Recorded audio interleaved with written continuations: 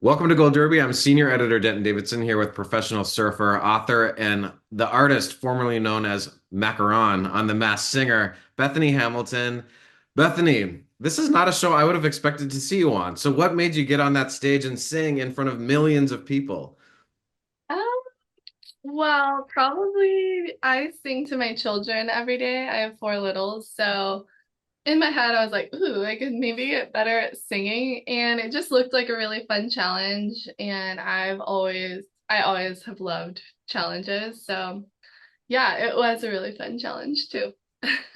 Who are your favorite singers? Who do you sing? What do you sing for your kids, or who are some of your favorite artists that you had growing up? I am kind of a melting pot of like as far as like the type of music I like. Lately, it's been more country, like Steel Drivers, and Chris, what's his last name? He was originally in the Steel Drivers. Stapleton? Yeah, Stapleton. And but I even like some pop music, and I listen to like hymns with my children and classical piano. Like we just listen to everything. And so the song choice that I had, it doesn't necessarily reflect something I would sing every single day, but it was a really fun song. It was fun. What's that process like behind the scenes when you're getting there? What was it like to see the costume for the first time? Oh my gosh, it was super interesting seeing my costume. When I first saw it, I was like, oh my gosh.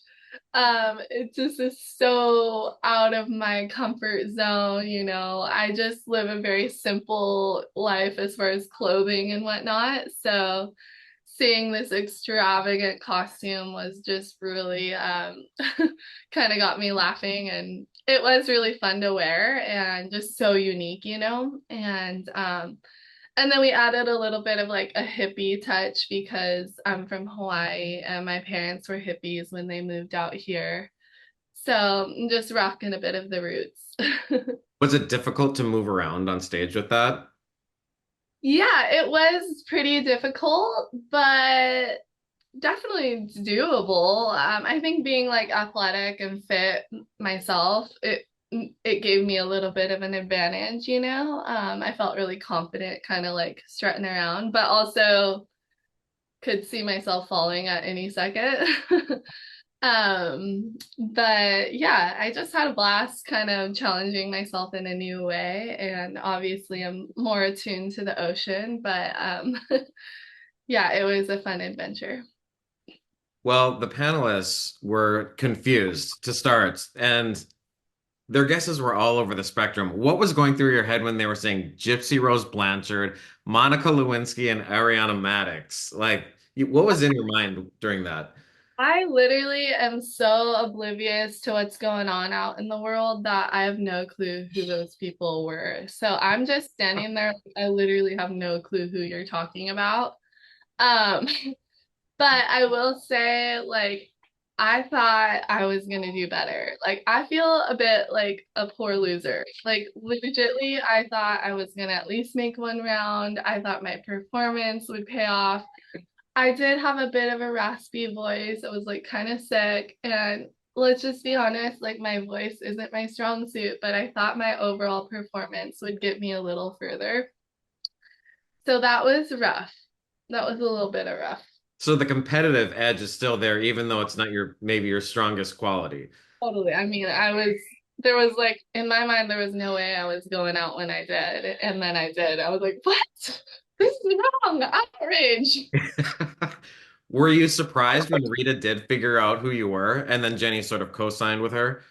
Um, I feel like that's really rare in The Masked Singer for Oh. them to guess someone. So I was a little surprised, but maybe the one arm sort of thing, like, you know, in my costume, you could tell that, you know, the one arm, they had like a prosthetic arm on my costume, but you could kind of tell, like, you know, so maybe that was such a big enough clue for her.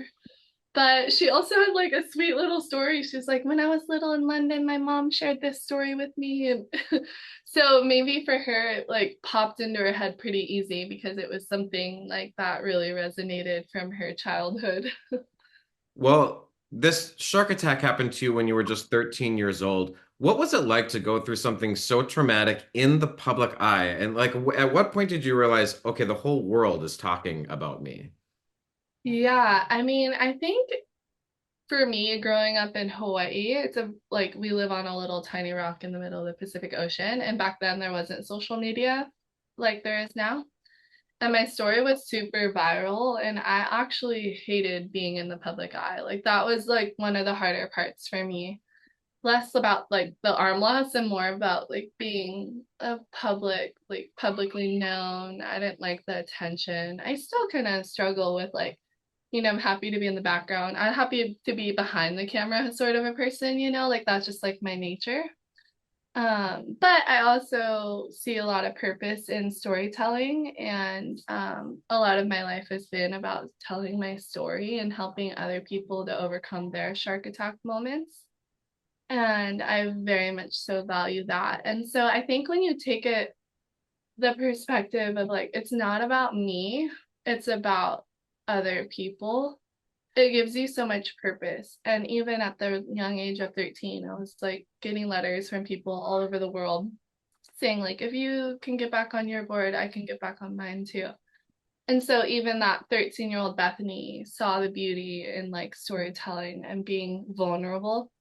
And so it kind of just came natural for me to embrace the challenge that I felt very deeply in being in the public eye and knowing that the purpose was less about me and more about others and, other little Bethanys out there that, it's not like shark attacks are very common, but, tragic incidents are. Everybody goes through hardship in life. And so reminding people that you can keep going became like my purpose, so to say. And so I was able to focus on the good in what had happened to me versus, the awful side of things.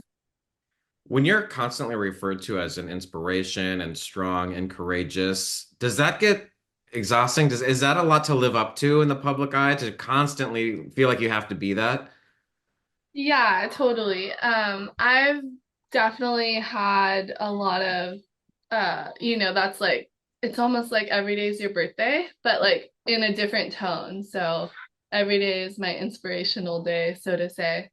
And I've learned to just really embrace honesty in life and know that, like, hey, I'm not perfect. Like, I have bad days too. And nobody's perfect. And so having grace on not only ourselves, but others when, you know, life throws you a curveball, especially. And so, yeah, like, but at the same time, I know that like God is giving me a purpose and it's okay.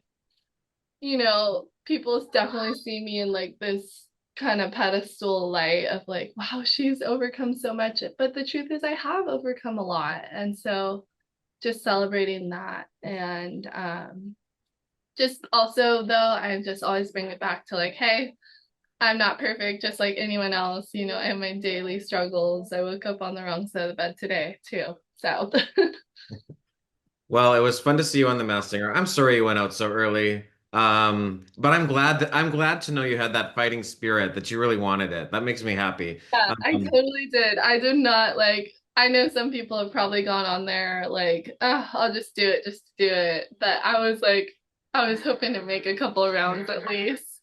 well, it was fun, and thanks for chatting with Gold Derby today. Aloha.